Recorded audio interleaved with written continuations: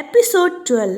அன்று கோயில் திருவிழாவின் முதல் நாள் ஆகையால் எல்லோரும் கோயிலுக்கு தயாராகி கிளம்பி கொண்டிருந்தார்கள். எல்லோரும் ரொம்ப சந்தோஷமாக இருந்தார்கள். சஹானா மற்றும் சத்யா அழகாக சாரி கட்டி வந்து நின்றார்கள். டேய், சாரியில் நான் எப்படி இருக்கேன் என்று அவள் கேட்க, அவன் சிரித்து கொண்டே, எக்கா பச்சோதிக்கு சாரி கட்டின மாதிரி இருக்கக்கா ஜிகி ஜிகின்னு என்று கலாய்த்தான் சந்தோஷ். இதை கேட்ட சஹானா சிரிக்க, ஓய், அதெல்லாம் ஒரு குரங்கு சொல்லக்கூடாது, குட்டி சத்தான். எப்படி இருக்குன்னு கேட்டால் நல்லா இருக்குன்னு சொல்லணும். நீ என்னடா வள வளன்னு ஏதாவது சொல்லிகிட்ருக்க, தம்பின்னு விட்டு வச்சிருக்க இல்லை? அம்மா அப்போவே சொன்னேன் இதுக்கு கள்ளிப்பால் கொடுத்து கொல்லலான்னு, கேட்டியா என்று சஞ்சனா கோபமாக கேட்டாள். அப்போது நடுவில் வந்த சத்யா, சரி சரி சண்டை போட ஆரம்பித்தா அப்பா உலகமே அழிஞ்சிடும், கோயிலுக்கு டைம் ஆச்சு, எல்லாரும் கிளம்புங்க என்று கூறவும் சரி என்று கூறி எல்லோரும் சந்தோஷமாக கிளம்பினர். போகும் வழி முழுக்க 2 பேரும் சண்டை போட்டு கொண்டே கலாய்த்து கொண்டே சென்றார்கள். கடைசியாக ஒரு வழியாக கோயிலுக்கு வர வண்டியில் இருந்து இறங்கியது கூட அவர்களுக்கு தெரியாது. சண்டை போட்டுக்கொண்டே கோயில் முன்பு வந்து நின்றார்கள். அனாந்து பார்த்தார்கள். அதற்கு காரணம், அந்த கோயிலுக்கு போக 500 படிகள் ஏற வேண்டும். இந்த 500 படிகளை ஏறினால்தான் சாமியை பார்க்க முடியும். ஏன்பா உங்கள் சாமியெல்லாம் பூமியில் இருக்காதா, மேலே தான் இருப்பேன் அடம் பிடிக்குதா, என்ன கொடுமைப்பா இது என்று அவன் விளையாட்டாக கேட்க, சந்தோஷ், சாமி அப்படி கலைக்கக்கூடாது, சும்மா இருறா என்று கூற, சரி சரி நம்ம மேலே ஏறலாம் என்று கூறி எல்லோரும் ஏற ஆரம்பித்தார்கள். தம்பி, நீ எதுக்கும் கீழே நில்லு, ஏன்னா இருக்கிறதே எலும்பு கூடு தான், இனி மேலே ஏறி இன்னும் எலும்பு கூட ஆனா பார்க்க சகிக்காதுடா என்று கிண்டலாக சஞ்சனா கூற, இதை கேட்டு சிரித்த சந்தோஷ், அக்கா நீ படி ஏறும்போது பார்த்து ஏறு, யானை சைஸில் இருக்க, படி உடஞ்சிட போகுது, அப்புறம் கோயிலுக்கு என்னால் காசு கட்ட முடியாது என்று கூறி சிரித்தான். இதை கேட்டு முறைத்து கொண்டே 2 பேரும் வாக்குவாதத்திலேயே படியேற ஆரம்பித்தார்கள். இவர்களின் சண்டையில் எப்போது கோயிலுக்கு வந்தோம் என்று கூட அவர்களுக்கு தெரியாது. அவ்வளவு முன்முறமாக சண்டை போட்டுக்கொண்டே வந்தார்கள். அவர்களின் சண்டையை ஏதோ சினிமா பார்ப்பது போல் மற்றவர்களும் பார்த்து சிரித்து கொண்டே படியேறினார்கள்.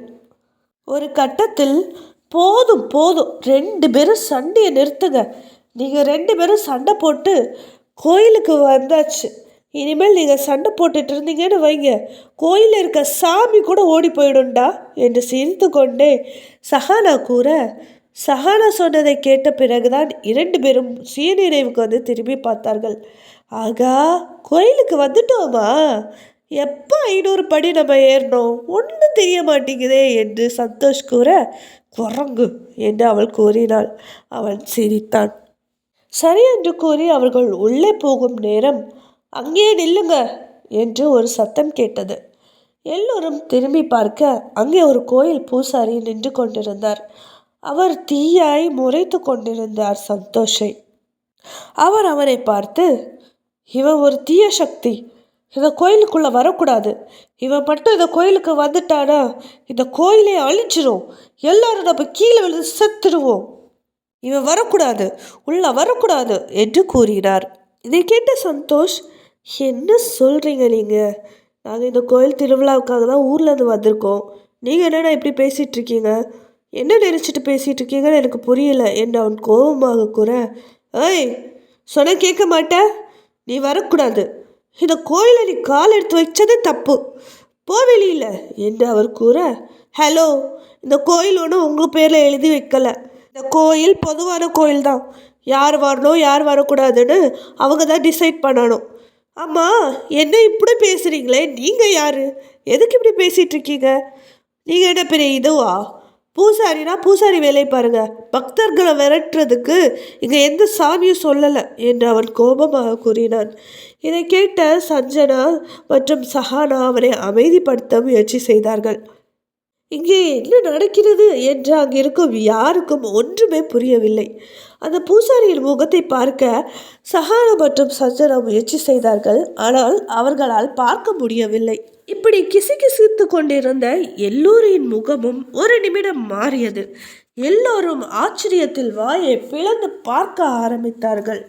அங்கு என்ன நடக்கிறது என்று யாருக்கும் ஒன்றும் புரியவில்லை. சந்தோஷ் அவர்களின் முன்பு நின்று கொண்டிருந்தான். அவன் உடல் முழுக்க பால், பழம், மஞ்சம், குங்குமம் போன்ற எல்லாம் அவன் மேல் தானாக வந்தது.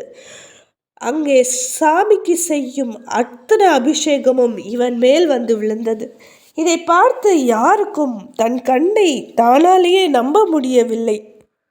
இதை பார்த்த அருண் கூட தன்னையே அறியாமல் கையெடுத்து கும்பிட்டான்.